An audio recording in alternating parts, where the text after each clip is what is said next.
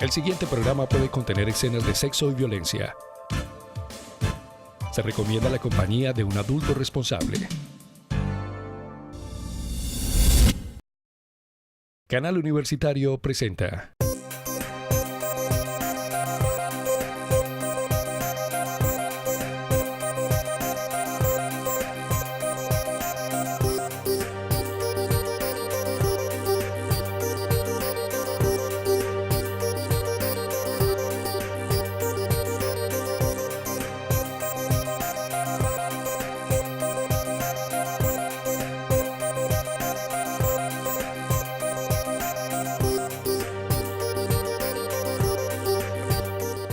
Hola, bienvenidos a Tiempo de Letras. Hoy nos encontramos con el profesor Germán Guerrero Pino, compilador del libro Filosofía de la Ciencia, Problemas Contemporáneos.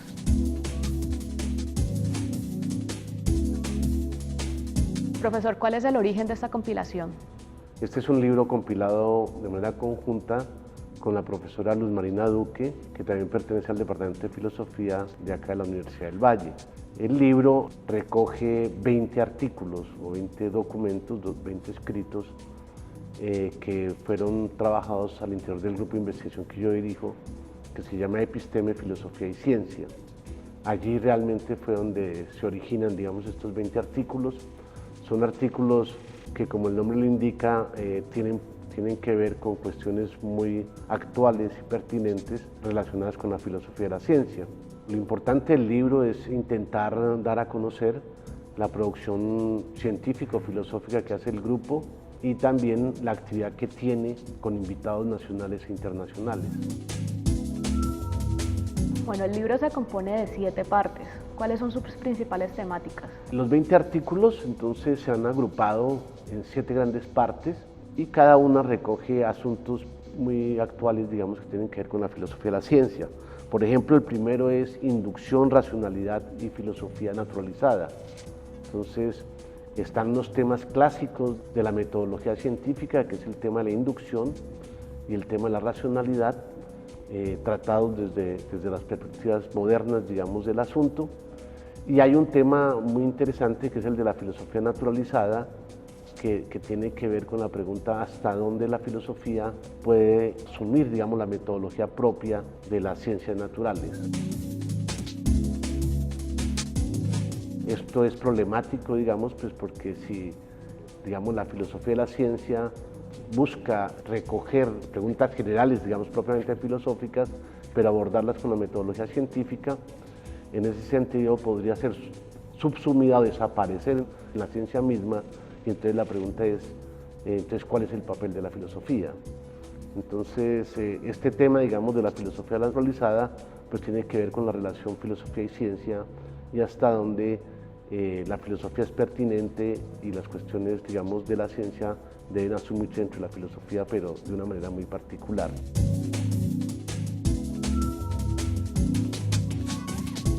La segunda temática también es muy tradicional dentro de la filosofía, es la causalidad y la explicación científica. La causalidad, obviamente, es un tema muy recurrente dentro de la filosofía de la ciencia y hace parte, digamos, de lo que es la explicación, y hubo, digamos, el enfoque más fuerte actualmente dentro de la explicación científica es que todo tiene que ser explicado a través de causas, ¿sí? Incluso de causas eficientes, o sea, causas mecánicas al estilo de la física, pero ese tema sigue siendo discutido, debatido, y la filosofía de la ciencia es muy activa en eso. Y ahora hay una perspectiva muy interesante que es la explicación mediante mecanismos, o sea, no estrictamente mecanismos en el sentido de la física, sino en cómo funcionan las cosas.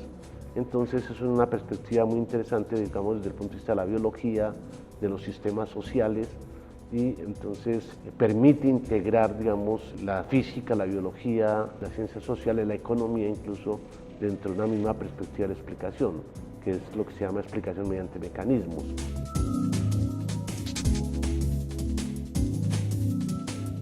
La otra temática es sobre enseñanza de la ciencia. Entonces, el grupo también tiene una línea de investigación que tiene que ver de la filosofía de la ciencia, qué aportes se pueden dar para la enseñanza de las ciencias. La otra temática es más de corte histórico, pero también muy pertinente, que tiene que ver con los problemas filosóficos del espacio físico.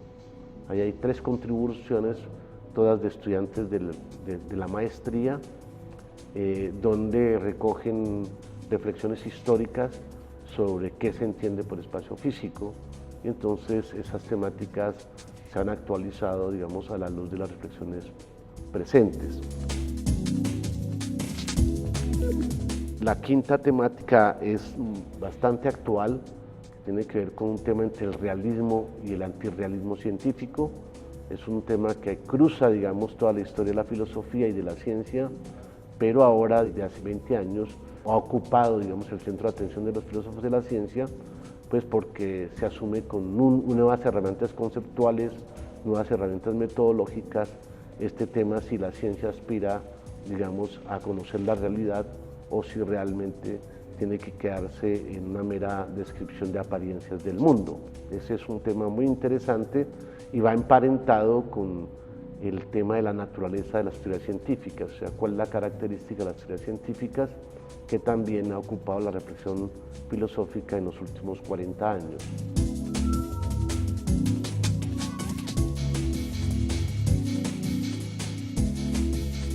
La otra temática es de filosofía de la biología, entonces allí tenemos 2 artículos que recogen, digamos, reflexiones sobre la biología tratadas desde una perspectiva filosófica. Y el último es de filosofía del lenguaje y cuestiones epistemológicas.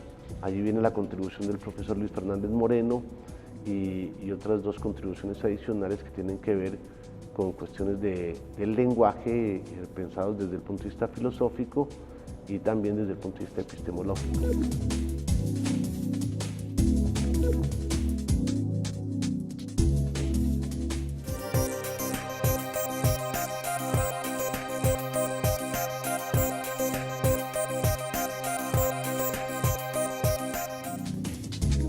Imágenes, símbolos e íconos de la muerte. Cementerios católicos republicanos en el Valle del Cauca. Una memoria que debe ser preservada. Coordinadora Ángela María Jiménez. El objetivo de resaltar los valores de los cementerios vallecaucanos es crear, a través de su contemplación o de su recreación estética, el escenario para retejer lazos con el pasado, con nuestras raíces, con nuestra memoria. Tiempo de Letras es una producción del programa editorial de la Universidad del Valle.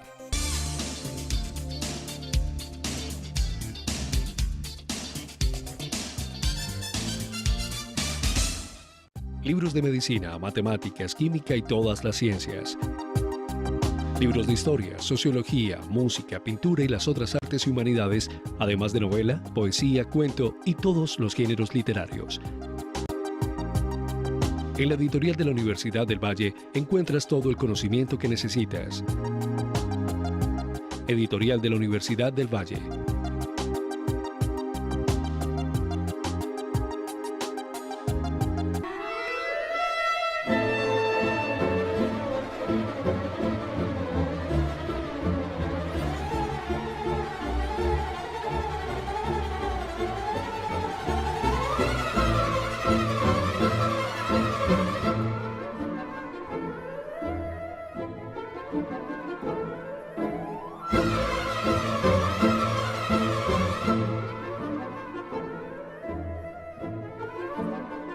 Las mejores publicaciones están en un solo lugar y al alcance de solo un clic.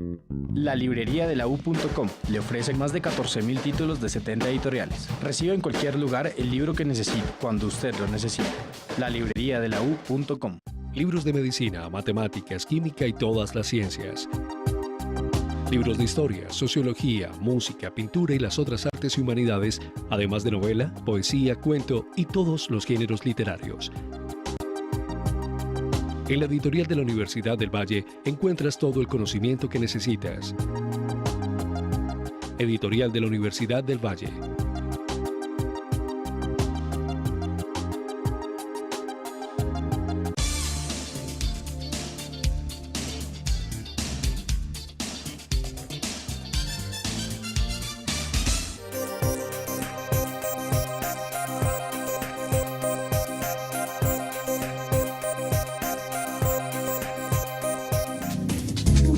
Del hábito al hábitat y al habitar. Autor Harold Martínez.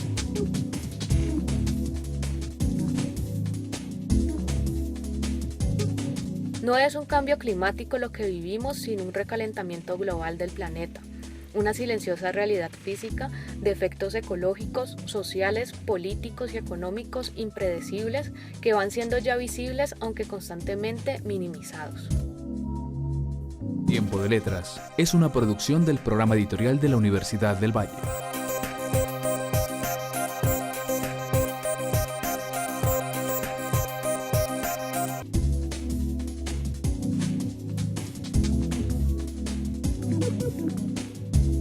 ¿Cómo se da la división entre sistemas de pensamiento que consideran que todo se puede explicar a partir de las matemáticas y otros que no? La pregunta no se retoma, digamos, directamente en el libro o en algunos de los capítulos del libro, pero sí en el prefacio, digamos. Es una excusa, digamos, este tema de hasta dónde es posible ese proyecto de pensar el mundo natural e incluso el mundo social en términos matemáticos. Esta división, digamos, de pensamiento, de perspectivas entre aquellos que presuponían, digamos, de que sí es posible llegar a un conocimiento matemático del mundo, y dado que es muy atractivo, pues porque la matemática goza de certeza, de verdades inamovibles, entonces obviamente existía la creencia y el presupuesto de que realmente el conocimiento científico podía aspirar a tener esa certeza matemática. Y habían otros que con muy buenos argumentos también defendían lo contrario. A manera de ilustración se tiene el caso, digamos, de la corriente pitagórica y platónica que se unían, digamos, a esa idea de que el mundo natural podía ser estudiado en términos matemáticos, o sea, que las matemáticas, incluso la geometría, serían el fundamento último del mundo natural. Y por eso su interés en cultivar esta área, las matemáticas, en tanto que Aristóteles, por ejemplo, era opuesto a esta idea y su argumento principal era la complejidad y la multiplicidad presente en el mundo, tanto natural, incluso en el mundo social, no puede ser completamente reducida a esquemas matemáticos o geométricos. Dicen algo, digamos, y aspectos del mundo, revelan aspectos del mundo, ya sea natural o social, pero no la agotan. Yo creo que ese argumento aristotélico sigue teniendo vigencia, pero lo importante es ver que históricamente esas dos tradiciones se han visto enfrentadas. En la modernidad también aparecieron quienes pretendían instaurar sistemas filosóficos cuya fundamento último eran las matemáticas, con la certeza que ellas poseen, pero hubo un giro muy importante sobre esa perspectiva y también que colabora mucho para ver, digamos, la complejidad de los fenómenos naturales y sociales y de la ciencia misma, del fenómeno mismo de la ciencia, que se da a finales del siglo XIX y comienzos del siglo XX. Y eso tiene que ver con las grandes revoluciones que se dieron. O sea, esas grandes revoluciones en todos los campos del saber que se originaron a finales del siglo XIX, pues llevaron a que la ciencia no está en posesión de una certeza absoluta, que fue un presupuesto heredado desde los griegos y sostenido hasta final del siglo XIX. Entonces, el hecho de que se hayan dado cambios drásticos en el pensamiento en todas las áreas del conocimiento, empezando por ejemplo por la geometría euclídea había gobernado por 20 siglos, allí aparecen las geometrías no euclídeas, o sea, otras formas de pensar la geometría, entonces nos dicen que no hay una sola geometría, hay varias geometrías, aparece, digamos, la lógica formal, que es mucho más rigurosa de la lógica inventada por Aristóteles, que es la antesala de los lenguajes formales y los lenguajes computacionales. Aparece las revoluciones en biología, por ejemplo, la teoría de Darwin sobre las especies, las revoluciones en física, la física se dieron tres grandes revoluciones, la teoría especial de la relatividad, la teoría general de la relatividad producidas por Einstein, la mecánica cuántica en la segunda década del siglo XX. Efectivamente, digamos, la lección que allí se aprende es que si bien la ciencia ha progresado, adquiere conocimiento del mundo, es susceptible a que se cambie, de que se produzcan progresos, que se produzcan avances y que hay que seguir trabajando si hay nuevas preguntas, hay nuevas maneras de tratarlas, que también incluso la matemáticas ayuda en muchos campos, pero no resuelve todas las inquietudes, no resuelve todos los problemas. Digamos, actualmente ciertos problemas biológicos pueden ser tratados de manera matemática, pero no todos. Hay asuntos sociales o económicos que son susceptibles de un tratamiento matemático, pero ellos tampoco lo agotan.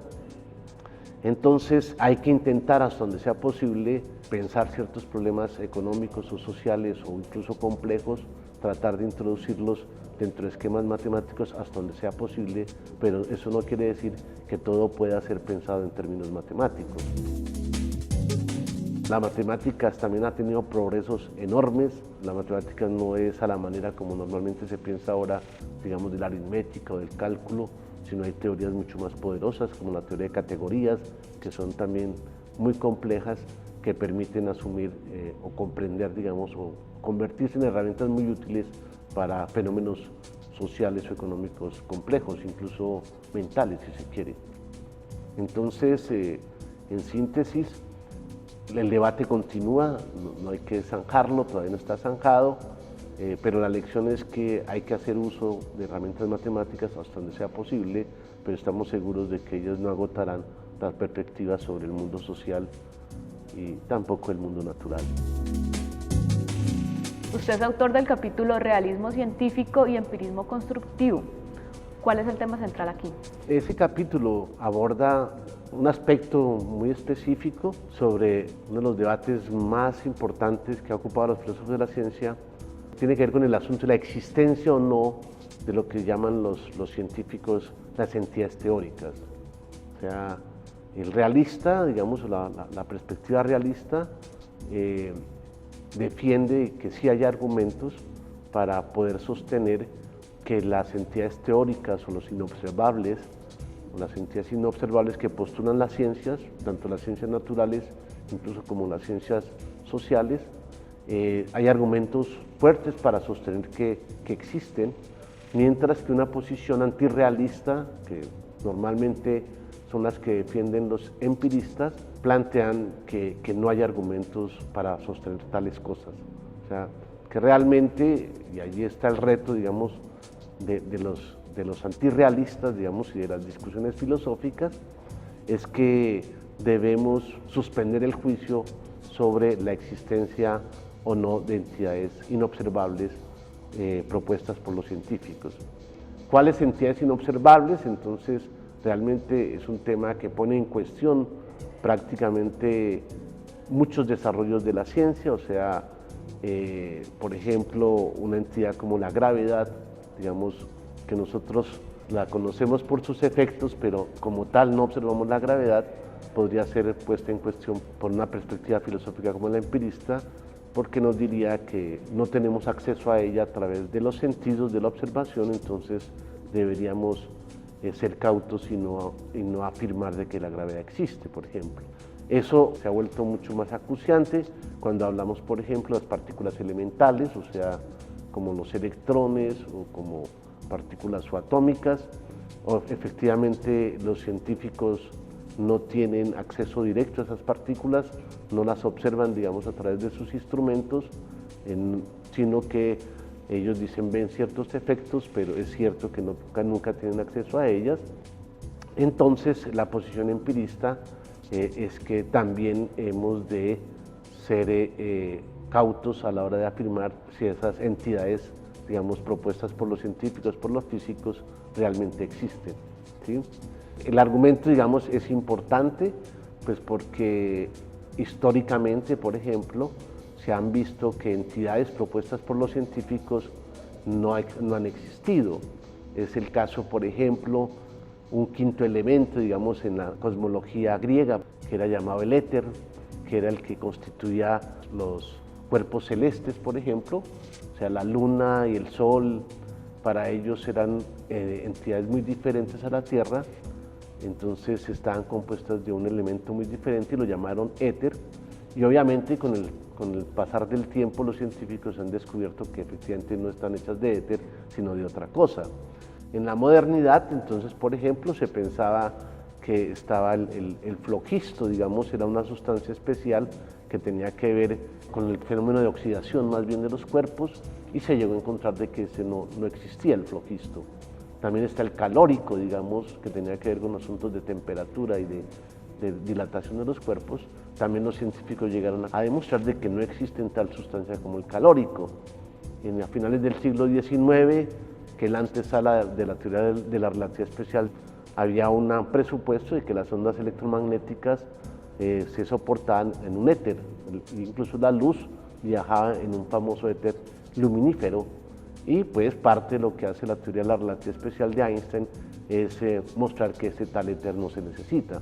Entonces, históricamente hemos visto, digamos, el empirista, digamos, el antirrealista, de que los científicos muchas veces nos han presupuestado entidades que pasan como existentes, que finalmente demostramos que no existen.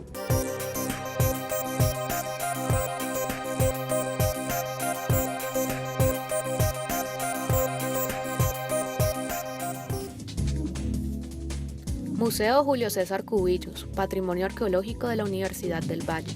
Autor Carlos Armando Rodríguez.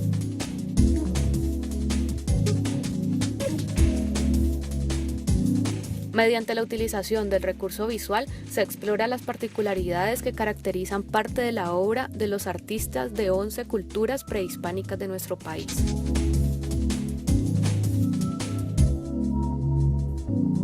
Tiempo de Letras es una producción del programa editorial de la Universidad del Valle.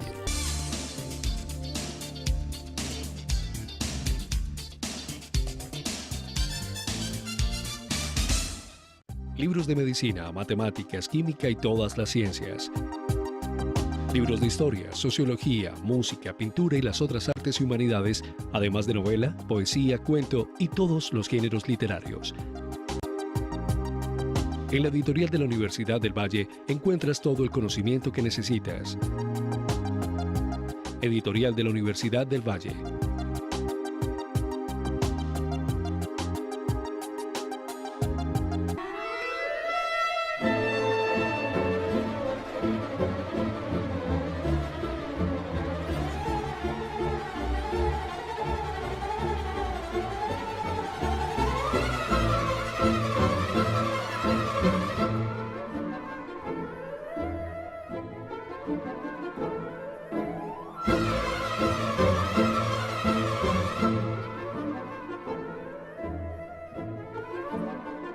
Las mejores publicaciones están en un solo lugar y al alcance de solo un clic. La librería de la U.com le ofrece más de 14.000 títulos de 70 editoriales. Reciba en cualquier lugar el libro que necesite, cuando usted lo necesite. La librería de la U.com. Libros de medicina, matemáticas, química y todas las ciencias. Libros de historia, sociología, música, pintura y las otras artes y humanidades, además de novela, poesía, cuento y todos los géneros literarios. En la editorial de la Universidad del Valle encuentras todo el conocimiento que necesitas. Editorial de la Universidad del Valle.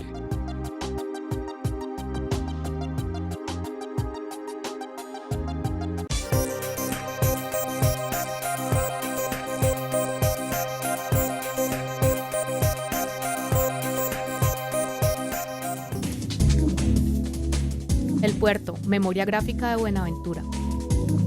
Autor Fabio Martínez.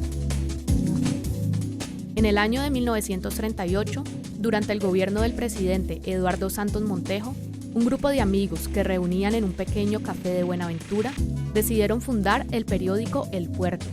A partir de este momento, la publicación comenzó una interlocución con los gremios de la ciudad, con el sector político y con la ciudadanía en general. Tiempo de Letras es una producción del programa editorial de la Universidad del Valle.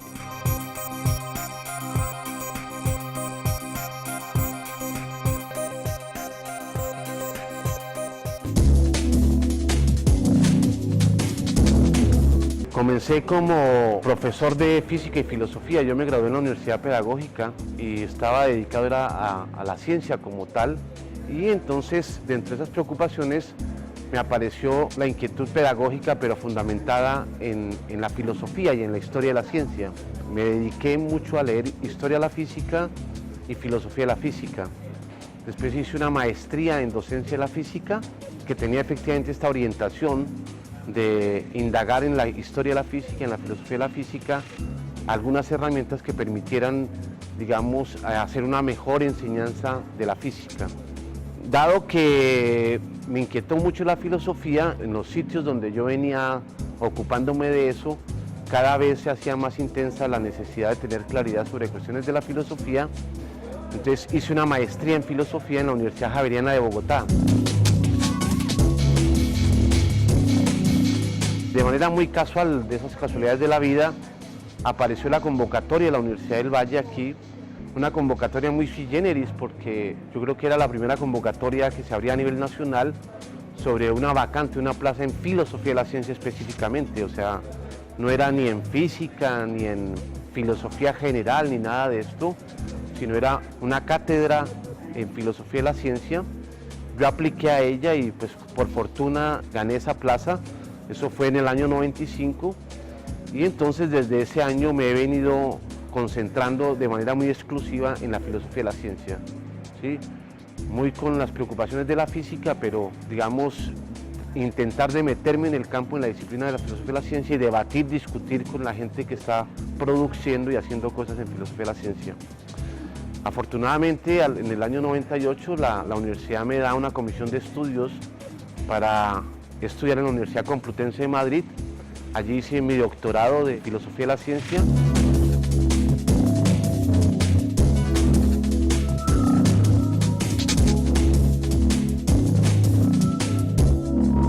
Sí tuvo algo de brusco en mi vida ese cambio, pero se venía, digamos, gestando ya tiempo atrás. Con mis estudios un poco informales sobre historia y filosofía de la física, bajo las inquietudes pedagógicas que tenía, y después con el estudio de la maestría en filosofía, o sea, unos estudios muy rigurosos, y después obviamente viene el cambio profesional, digamos, o sea, ya dedicarse uno en serio en la filosofía de la ciencia, cuando ingreso aquí a la Universidad del Valle.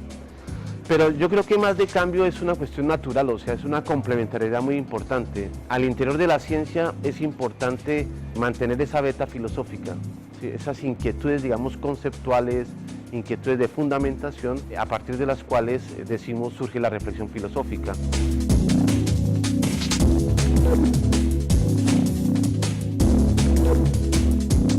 Yo he venido dando los pasos de una manera sólida y juiciosa. Hemos llegado a un estado, digamos, relativamente de madurez, y en ese sentido yo estoy satisfecho, y yo creo que hemos de decir que ha habido éxito en ese sentido, respaldado por la Universidad del Valle en todo momento y por el Departamento de Filosofía, desde luego. Eso nos augura buenos éxitos de aquí para adelante en el trabajo de la filosofía de la ciencia.